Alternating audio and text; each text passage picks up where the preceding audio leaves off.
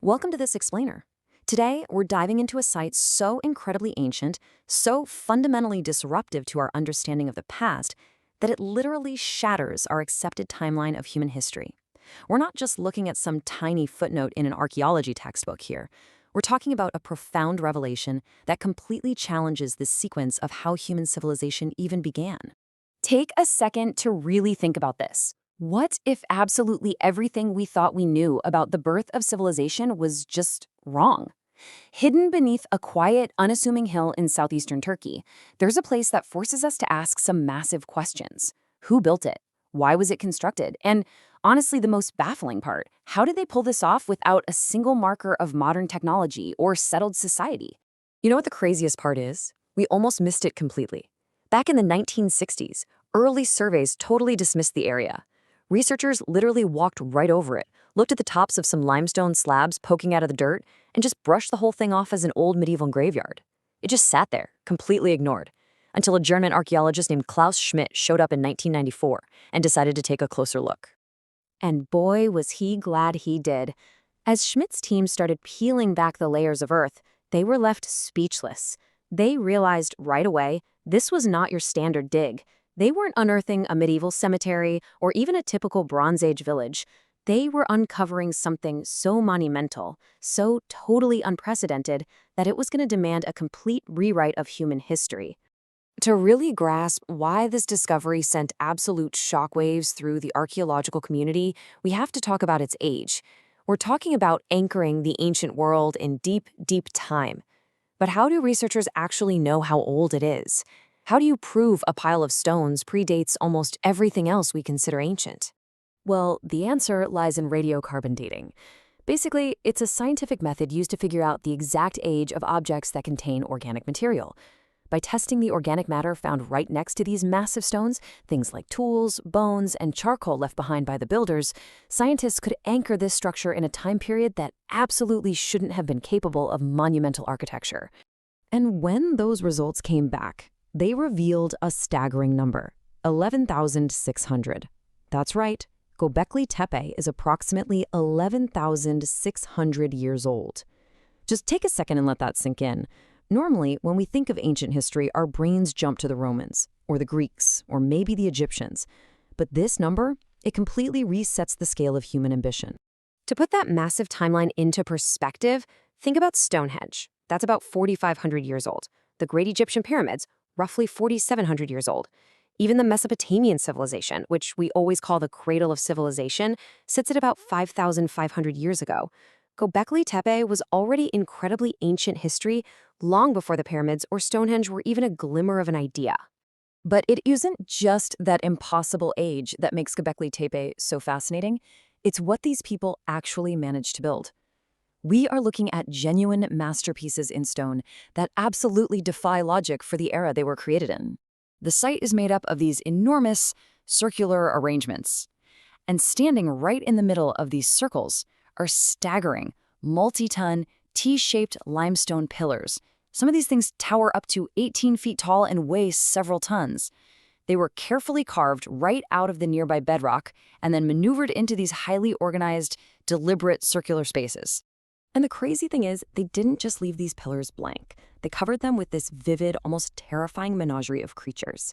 You've got foxes, snakes, lions, birds, wild boars, vultures, scorpions, all carved into the limestone in stunning relief.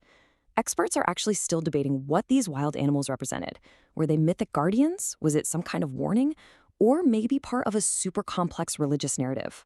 The sheer scale of all this leads us right into a massive engineering paradox. I mean, creating something this organized and this huge obviously requires intense logistical planning, workforce management, and advanced tools, right? Well, at least that's what we always assumed. The mind-blowing paradox here is that they quarried, moved, carved, and erected these massive stones entirely without the technologies we assume you need for building. Think about it. They had no metal tools to carve the limestone, no wheels to transport the multi-ton blocks, and zero domesticated beasts of burden like oxen or horses to pull the weight. It was done entirely through sheer human muscle, extreme ingenuity, and Stone Age tools. This total lack of technology brings us to a really revolutionary idea: Hunter-gatherers, not settled farmers living in established cities, built this incredible temple. Before Göbekli Tepe, the golden rule was pretty simple. Hunter-gatherers were small, nomadic bands just trying to survive day to day. They definitely didn't build monumental architecture. But this site proves prehistoric nomads actually had the capacity for massive, complex social organization. And that realization completely shatters our old paradigm. The old assumption was this neat, linear progression. Humans invented agriculture, which let them settle down into cities, and once they had cities in free time, they developed organized religion and built temples. But the reality of Göbekli Tepe flips that entirely on its head. Here, the urge to build a religious monument came first, and that directly led to the need for agriculture. Because, let's be real, you can't have hundreds of people hauling giant limestone pillars around if they're all out hunting and foraging every day just to survive. It looks like these ancient hunter-gatherers actually had to invent or adopt agriculture simply to feed and sustain the massive organized workforce required to build their temple. The spiritual drive literally birthed the agricultural revolution. It's just wild to think about. But wait, because this astonishing story ends with an incredibly dramatic twist. You'd probably assume that after pouring unimaginable amounts of labor and resources into building the absolute grandest structure the world had ever seen, it would be maintained forever, right? Like the ultimate crown jewel of their society? Well, that is not what happened. After completing this architectural marvel, someone deliberately buried it. And no, the complex wasn't covered by a natural landslide or just the slow passage of time. The creators themselves, or maybe their descendants, actively and meticulously filled in the enclosures, burying the world's oldest temple beneath literally thousands of tons of dirt and rock. Which leaves us with the ultimate cliffhanger. Why? Why on earth would anyone go through the immense, backbreaking effort to completely hide humanity's greatest achievement beneath the ground? Was it some kind of protective measure against a changing world, the closing of a cosmic cycle, or something else entirely? Whatever the reason, that intentional burial preserved Göbekli Tepe for over 10 millennia, leaving us today to unravel the incredible secrets they left behind. So, what do you think they were trying to tell us? Welcome to The Explainer. Today, we're diving into one of the absolute most astonishing sites in the entire history of archaeology, Göbekli Tepe. Now, since you follow this kind of history, you're probably already pretty familiar with the basics of this monumental discovery. These massive, ancient stone circles over in modern-day Turkey. We all know those colossal pillars carved with those really intricate reliefs of vultures, foxes, and boars, right? The ones that completely shattered our understanding of early human history? But as researchers dug deeper into the site, they uncovered a detail that turned an archaeological marvel into, well, an active crime scene of the ancient world. Let's just jump right in and look at the core investigation of today's explainer. So here's the real cinematic hook. This is the thing that literally keeps archaeologists up at night. The greatest mystery of Göbekli Tepe isn't actually who built it, it's why they buried it. I mean, think about the monumental effort required to construct this site in the first place, and then try to imagine the sheer willpower needed to just completely erase it from the surface of the earth. We are talking about deliberately covering these colossal stone circles with thousands of tons of soil, limestone fragments, and rubble. No small task. Usually, when we find ancient ruins buried underground, we just assume nature was the culprit, right? Like a massive flood, a devastating landslide, or simply thousands of years of wind and sediment doing their thing. But the physical evidence here points entirely away from a natural disaster. The sediment inside the enclosures was packed in a very specific, deliberate manner. It was a purposeful act, a massive, intensely labor-intensive cover-up orchestrated by the very people, or maybe the descendants of the people, who built it in the first place. And it's kind of the ultimate paradox of this whole site. By attempting to hide or decommission these temples, those ancient people achieved the exact opposite of erasing them. This intentional burial perfectly sealed the site in this sort of protective cocoon of earth. It completely isolated the stone pillars from the eroding forces of wind, rain, and human interference. And so, unexpectedly, they preserved the monument in near-pristine condition for more than 11,000 years. Okay, so this brings us to the detective phase of our explainer. If you have a functioning, highly significant religious and cultural center, why bury it? What could possibly motivate a prehistoric society to mobilize a massive workforce just to fill in their own architectural masterpiece? Well, let's take a look at the leading suspects, the main theories archaeologists have put forward to explain this monumental undertaking. First up, we have the theory of ritual closure. The idea here is that just as the building of the temple was a sacred act, decommissioning it after centuries of use might have been a vital religious ceremony in itself. Basically, burying the site was just part of the religion. Another prominent theory points to the site being a sacred pilgrimage center for seasonal gatherings. So maybe burying older enclosures and building new ones right on top was a cyclical recurring tradition for these nomadic groups. And finally, there's the theory of changing beliefs and cultural transformation. As society began to slowly shift, maybe the old gods or the old ways required a respectful but permanent burial. Now, as incredibly compelling as those theories are, we do have to be honest about where the science currently stands. This investigation is still wide open. Mainstream archaeology hasn't yet settled on a single universally accepted motive for the Great Burial. The evidence allows us to build these really strong hypotheses, sure, but the absolute definitive answer, that still remains hidden in the dirt. But honestly, whether it was buried for ritual closure or because of shifting beliefs, the very existence of Göbekli Tepe forces us to completely rethink the origins of human society.